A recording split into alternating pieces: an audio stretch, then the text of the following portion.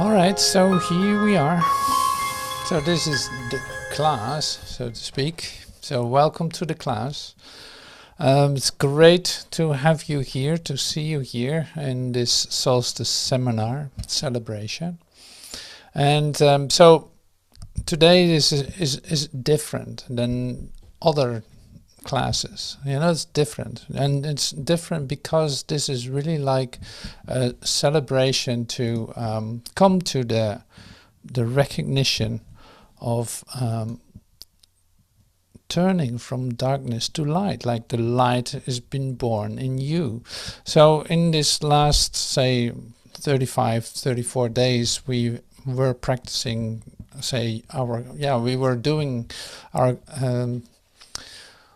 there's a different word for that. It's like we were confirming our commitment to this by like a 40-day period.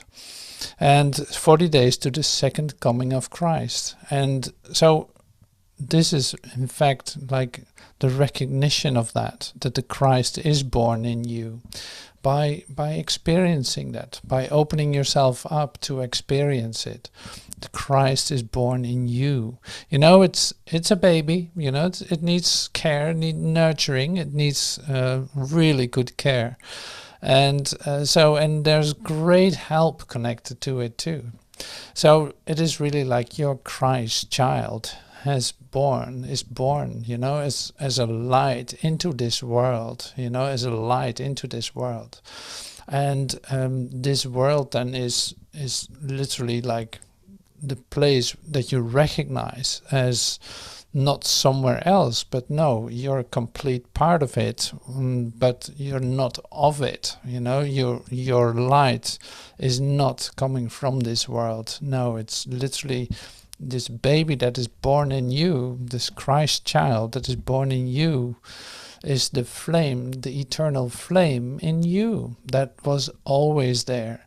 It was now remembered by you, so it is in your awareness.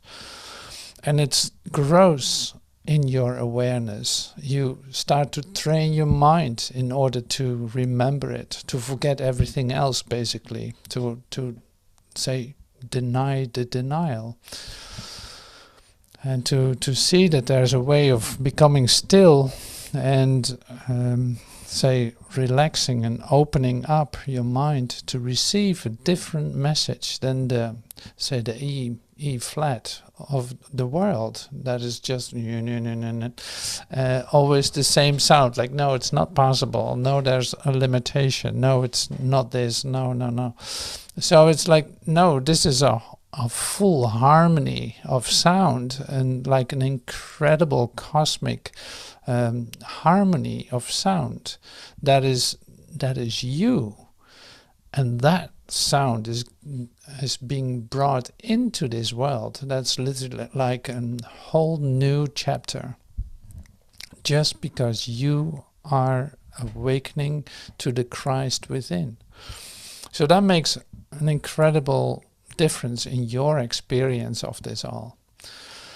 And so what I looked for today were, say, parts that I really would love to share with you, and not that I'm going to read the whole time, but it's like I'm going to bring these specific parts in and allow yourself to say, let this in by maybe playing some music, or by having a moment of quiet, or by who knows what we're going to do. So starting off with chapter 11 or chapter 10, it is in the Ur-text, From Darkness to Light. It goes like this. See, and this is really directly to you. That's why it's so immensely say, direct to you. Listen to this. Oh, my children, if you knew what God wills for you, your joy would be complete. See, and this is not just lines in a book. No, this is about, hey, listen.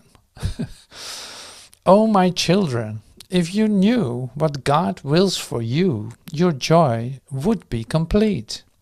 And what he wills has happened, for it was always true. So it's like, okay, yes, I want to get into that. I'm loving to breathe this in for myself. Like, wow, if I knew how God, what God has for me, so to speak, my joy would be complete. And it's, yes, I want that. I would love to experience that. This is feeding my Christ child, it's like, yeah, this is the opportunity to have my Christ child being fed. Like, it loves what the Father gives. It loves that bread. It loves that manna that's coming to us. It's like, okay, yes, let that come down. Yes, I want to receive that. But this is what I mean. It's not words in a book. No, they come to life in you by your experience. If you knew what God wills for you, your joy would be complete.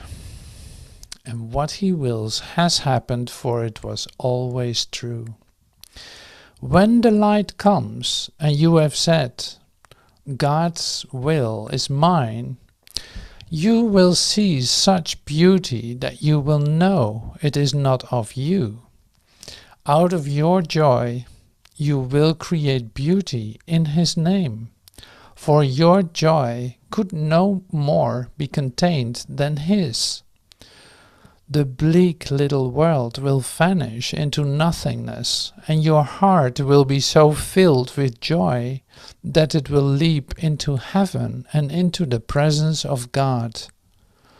I cannot tell you what this will be like, for your hearts are not ready. But I can tell you and remind you often that what God wills for himself, he wills for you. And what he wills for you is yours. The way is not hard, but it is very different. Yours is a way of pain of which God knows nothing. That way is hard indeed and very lonely. Fear and grief are your guests, and they go with you and abide with you on the way. But the dark journey is not the way to God's Son. Walk in light, and do not see dark companions, for they are not fit companions for the Son of God, who was created of light and in light. The great light always surrounds you and shines out from you. How can you see the dark companions in a light such as this? If you see them, it is only because you are denying the light. But deny them instead, for the light is here and the way is clear. See, and this is really beautiful, because it is like, that is a choice, that's a choice. Are you going to let yourself in with the companions that, say, preach darkness? Or are you choosing for light as your companion? See, and this is really also where the idea of angels can come in. It's like angels will remind you of the light, and angels can appear to you in all kinds of different ways. Like, it's really interesting to read some of what is being said about angels. Maybe we do that later, I don't know. But it's like, say, saving you in that sense, protecting you from the darkness that you can decide for, would be so helpful. And that is taking place, like, literally in all kinds of ways. So some people will remind you of light, will give that to you. So it's like, yeah, if you are expressing this, you are that angel expressing the remembrance of light and the relinquishment of darkness. So you yourself know that too. So it's like you are familiar with this, you recognize this, you want this to be your, say, your reality. So that's why coming together in a moment like this is really like a recharging of our angel energy, recharging of our light energy. We start to remember, oh yes, there's light. Oh my God, I really was absorbed by the world events and what is going on here and there. And it was so small and so bleak, as it says here, like bleak, and it was so limited. And I didn't feel right connected to that either. So I love to let go of that and say, let me be reminded of the light that is in me, that is born in me. And it's born in me today. It's like completely fresh and new. It is not something I bring with me. No, it's like it's inherent in me, but it's always new. See, and it says here the way is different. It's not the same as the world. It is really different, and I see that more and more too in my own say awakening. Like it is very different, because most of the say things that are being shared in the world seem not to be a message to you at all. It is just like, yeah, okay, but I don't know. I don't know what to do with it. You know, it's like, that's not really information to me. So it's really interesting to see that is changing. And also it's like your concern about it, about how you feel about not being so absorbed by the world anymore and not so identified with it. It becomes easier and easier, and it's like becomes really attractive too, to take time for yourself, just like we do in this celebration, taking time to dislodge and really want to, you know, come into a receiving this, what is given, to receive more light, because there's always more. There's more light, there's more love. There, it is an infinite source, like it has no bottom at all.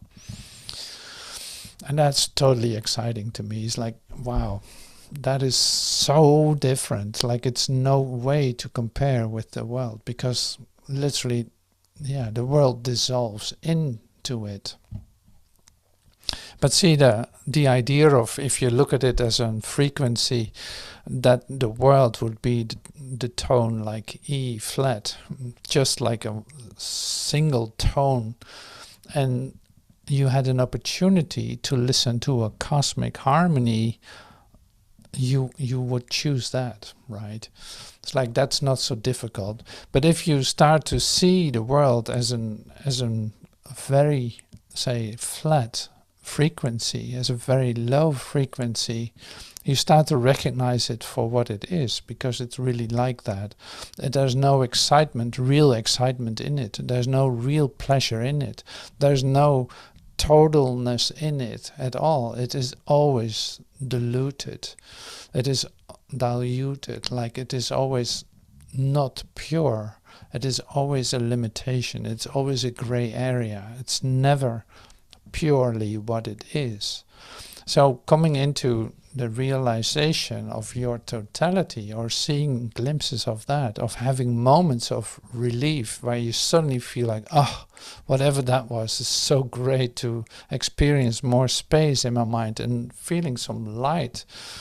You see that the frequency of that is so different, and so continuously asking for, you want more of it, something like that has a great attraction and brings you to life, literally. So that's what's been given here, from darkness to light. Like that's the transition that you're making. That's the part in your awareness that you're reserving for this change to occur. Like, still the part seems to be connected to the idea of darkness, but the light becomes so much more attractive on a daily basis by this, by dedicating yourself to this, by having the perseverance to continue to read and pick up the book if you feel down, or if you feel that you're like covered in darkness for a moment. You pick up the book and let it work through you, and you allow the change to occur. you stay in your willingness to allow this change to occur, even if you have no idea how this is happening. So that is really worth a celebration, and also supporting one another in it. It's like, yeah, this is what we do together in that sense, even though it's my own commitment and it's my own world and my own awakening. But there's a shared experience connected to it. So that was chapter 10, a little part that I wanted to bring in. And I love this idea. It's like, oh, come, child. It's like, oh, come, child. You suddenly discover that you're a child of God. And the child of God has great characteristics too. It's like, it is playful. It's not concerned. It practices all this not to be concerned. In that it is a child of God, and it loves to play, it loves to laugh, and it loves to dance. That is a characteristic of a child of God.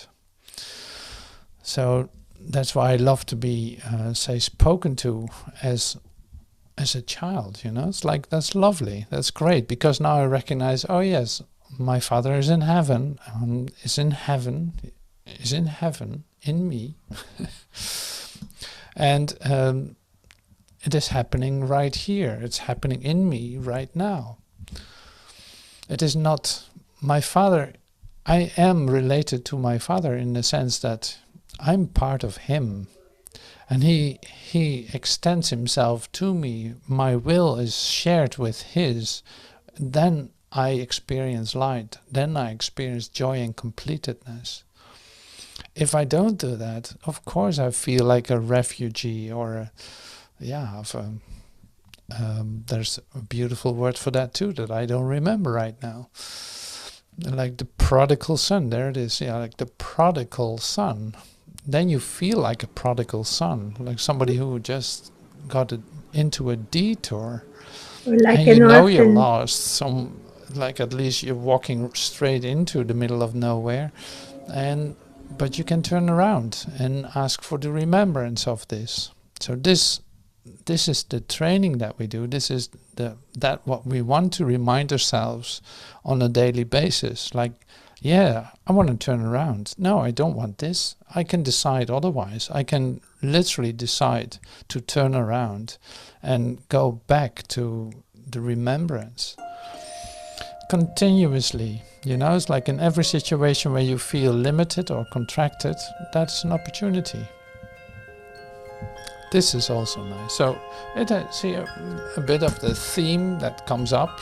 What I see is everything is to do with coming home. You're welcome to come home. We're all waiting for you. It's like in Dutch, I don't know in English if there's the same comparison, but it's like the angels have an infinite patience. Is there something like that in the US English too? I don't know. It's like an angel's patience is like a limitless patience. So that's the same with us coming home. Like the angels are still waiting for you. Some are yawning for a moment, but they will be there for you. They will be present for you to lead you home, to guide you home, if you're willing to go that direction. So they are waiting for you to decide to do that. And this is on a moment-by-moment basis. So the theme is really like returning home. Like, no, don't look for it where it cannot be found. Go in the direction where it can be found. Stay with the say angel gathering that we have today. Stay with the winners, so to speak. Stay with the ones that are waking up in order to remember fully what is the reality about ourselves. So this lesson that we're going to use here in this too is like, I'm going to use a couple of paragraphs, but it's a great lesson because it is also reminding us of home. And it is very encouraging, and you will see why. So this is lesson 131. So just a short, look at the world. So the lesson title is "No one can fail who asks to reach the truth." Failure is all about you while you seek for goals which cannot be achieved. You look for permanence in the impermanence. And you look for love where is none, for safety in the midst of danger, immortality within the darkness of the dream of death. You look for immortality there.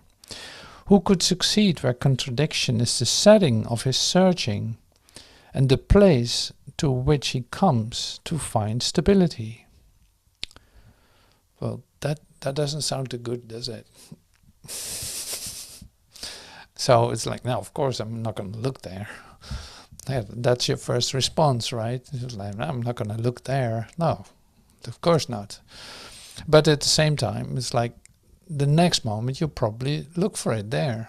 And this is the way your mind works. And it can change, of course, absolutely. So that's just what's being reminded here. It's like, oh yeah, wait a minute. No, I should not be looking for it where it cannot be found. No, this is not the place to find love. No, this is not the place to find totality, connectedness.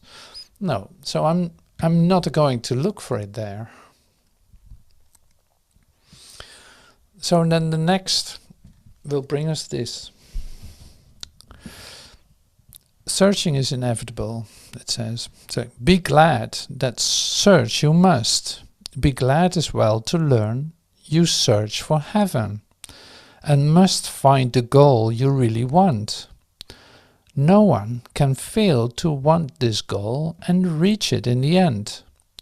God's Son cannot seek vainly, though he tried to force delay, deceive himself and think that it is hell he seeks. When he is wrong, he finds correction. When he wanders off, he is led back to his appointed task. See, and this is the same then. Here's another like part where the angels are helping us out here, reminding us like, no, that way, no, that way, you gotta go that way. No, it's not that. No, it's not that. It's that way. It's just the opposite. You know, it's like the opposite. You're looking for heaven. No, that is not heaven. No, that is the confusion that you have about heaven. No, go the other way. You will see. See, and this is a continuous repetition. It's like in all facets of life, you come across this. You discover what it actually means, what heaven is. You discover also what hell is. Like, oh right, well, this is definitely not heaven. I really thought it was heaven, but definitely it is not it.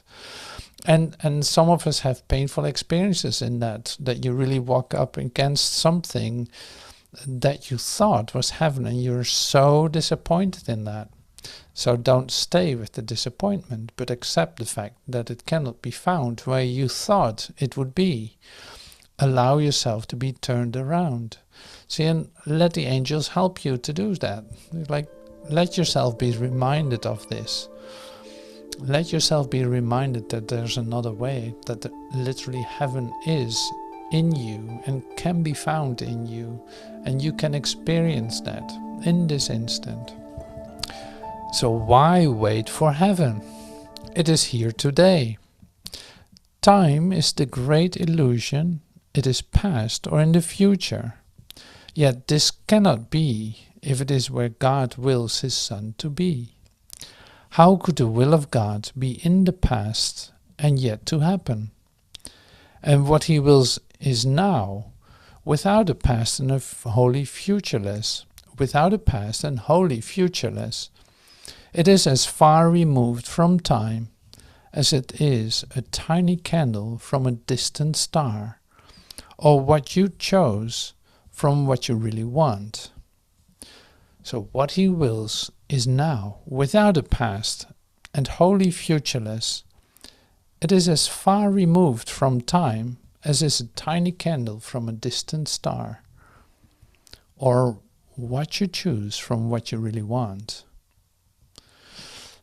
So that's a big one, you know. It's like, it's unbelievable. So you choose for something that you really think is it, and it is as far from what it really is as a candle from a distant star. You know, it's like you have no idea what you're doing. You have no idea what you choose for when you think that you want something that you recognize as valuable. Like, no, that all is completely mixed up in your mind. So it needs to be, say, retranslated, or it needs to be reinterpreted for you. And it's impossible for you to do that yourself, because you don't see what you're doing. See, and the great motivation then is, if you would know what you see, let me stop right here. Like, for a moment you thought, well, at least a part I know. There's a part that I know all about this, you know, the part I know and another part I don't know. It's like, well, you got to stop right there. It's like, no, you don't know anything. It's like you don't know anything about that. So all of this is going to be shown to you. And why am I saying this? Is because if you would know what it is, you would already have found it.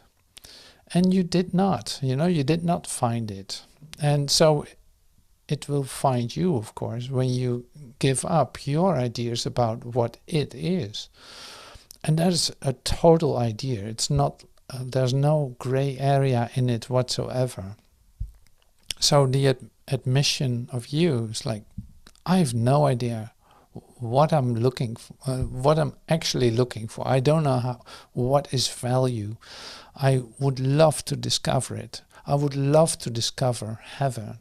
I would love to know about complete fulfillment and joy without opposite. And I want to come in touch with innocence. Absolutely.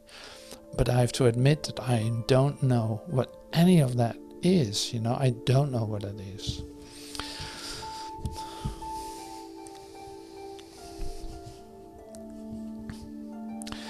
Heaven remains your one alternative to this strange world you made and all its ways, its shifting patterns and uncertain goals, its painful pleasures and its tragic joys. God made no contradictions. What denies its own existence and attacks itself is not of him. He did not make two minds. With heaven as the glad effect of one, and earth the other's sorry outcome, which is heaven's opposite in every way. So he did not make two minds. See, and that's an interesting idea, because in your awakening you're so busy with what you're thinking, how you look at yourself and all that, that you cannot believe that the part that sees all this limitation, the part that sees the contradiction, that sees the contrast, that sees pain and joy, that sees, you know, all the duality, that part has no existence. Like, it is a happening that does not take place, and that never happened. And that you cannot imagine, because you tend to be identified with that part too. You know, it's like, yeah, you have a split personality in that sense. It's like part of it is really that you think that that is real. And that's why you identify with it as being a part of you. But here it is then. No, this part has nothing to do with anything. The part that sees differences, that sees contrast, that sees limitation, the part that sees lack, that sees disease, has no existence. It never took place. See, and that is then exactly what I was stating in a moment ago, with the idea that you don't know anything. See, if you would know with your mind, you would know what it is, you would still believe that that part that does not exist is really bringing existence to it. Like, no, that's not the case. So on the other hand, awakening then is, you cannot get this, you cannot experience heaven by using that part that is literally analyzing everything and trying to figure everything out. That part is not going to enter heaven because it literally does not exist. So that's why we meditate. That's why we become still, to let this all become quiet in you, that the whole comparison machine that you seem to have in your mind, the thought fountain with great ideas and crazy ideas and who knows what kind of ideas, that you leave that behind, that you put that to rest literally, that you allow it to be there but not anticipate with it at all, in order to come to a different experience of yourself that is totally joyous, in which you have a full recognition. You have a full recognition with it, and it has nothing to do with that thing that just perceives a frequency of E minor, of E flat, E minor, like the human existence or the humanness. So that's really what's being shared here. And the invitation then is totally loving. It's like, no, you just got to know the mechanics of it in a sense. It's like, okay, that part is at least not helpful. I don't have to rely on that for my awakening. I don't have to put value in that for my awakening. No, it's going to work very different. Like, this way is totally different. That's why there's a possibility of a miracle to occur to you. Suddenly you shift into a vertical perception. Suddenly you shift into like a state of bodilessness, a state of timelessness, a state of comparisonless, a state of where you cannot analyze at all, where you just are. And this, I'm not saying this so that you can imagine it and fantasize yourself into it. No. The humility in this is like amazing, because it's like you come you come in all your humility to this. Like, you're just present. You open your hands, you open your mind, you open your heart. And that's where the change can occur. That's where it happens. It's like it will come to you. There's not more that you can do for it. Otherwise you would have done it already, and that did not work. So that's the loveliness of the invitation and the actual occurrence that can take place now. So there's no need to delay. So why wait for heaven? Heaven is here right now. You don't have to wait for it. Yes, you want to experience it, and that is your decision. So, and angels help you along the way. It's like they help you to get in the door, so to speak, to help you to come to it. And it's a bit like, in the experience of it, it feels like that. You have great support, great cosmic support.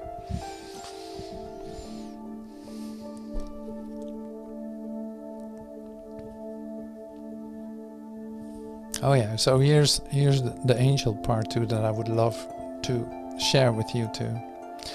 So seek for that door and find it. But before you try to open it, remind yourself, no one can fail who asks to reach the truth. And it is this request you make today. Nothing but this has any meaning now. No other goal is valued now, nor sought. Nothing before this door you really want, and only what lies past it do you seek. Put out your hand and see how easily the door swings open with your one intent to go beyond it. Angels light the way so that all darkness vanishes, and you are standing in a light so bright and clear that you can understand all things you see. A tiny moment of surprise, perhaps, will make you pause when you realize the world you see before you in the light reflects the truth you knew and did not quite forget in wandering away in dreams. So you cannot fail today. There walks with you the Spirit heaven sent you, that you might approach this door someday, and through his aid slip effortlessly past it to the light. Today the light has come. Today that day has come. Today God keeps his ancient promise to his holy Son, as does his Son remember his to him. This is a day of gladness, for we come to the appointed time and place where you will find the goal of all your searching here, and all the seeking of the world, which end together as you pass beyond the door. No one can fail who asks to search to reach the truth. No one can fail who asks to reach the truth. So that is so lovely. I love that. So thanks for listening to this and being part of this and remembering this with me. That is totally lovely. Wow. So it's like, yeah, in this quiet. So in a moment we will be meditating too. We will use a couple of miracle prayers to say continue this, continuing our effort to get in touch with this, to have an experience that you remember so well. In the end, you will remember it so well. It will be so familiar to you. So in this moment then is a really good time to let that occur.